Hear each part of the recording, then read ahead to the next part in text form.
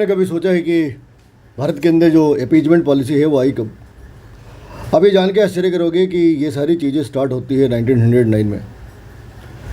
और 1909 में parliamentary reform ने क्या करा कि मुसलमानों के लिए एक अलग कॉन्स्टिट्यूंसी क्रिएट कर दी। उसी साल उन्होंने सिख और क्रिश्चियंस के लिए भी करे। लेकिन वो यही नहीं रुकते, वो यहाँ से जाते आगे 1935 में हिंदुओं को डिवाइड करके दलित बना दिया। ये तो अंग्रेज़ों की पॉलिसी थी। लेकिन भारत के अंदर अपीजमेंट पॉलिसी चलाने वाला बापू था कौन? उस बापू का नाम था M.K. गांधी। तो पिटे गए ऑटोमन साम्राज्य के लोग और तकलीफ हुई हिंदुस्तान के मुसलमानों को। तो इन मुल्लों ने एक मूवमेंट चलाई, खिलाफत मूवमेंट।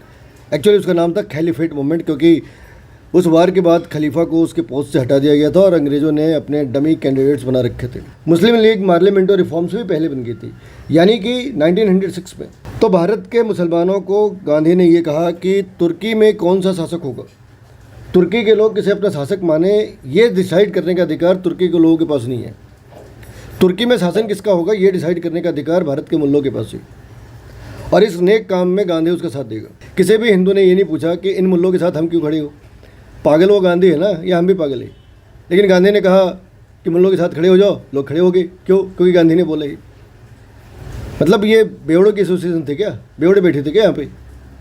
मतलब ये डेमोक्रेसी की बात करने वाले लोग ये समझाने की कोशिश कर रहे हैं कि तुर्की के अंदर लोग किसे अपना शासक चुने, ये अधिकार तुर्की के लोगों के पास नहीं है। ये अधिकार किसके पास है? ये अधिकार M.K. गांधी और भारत के मुल्लों के पास है, कन्वर्टेड मुल्लों के पास है।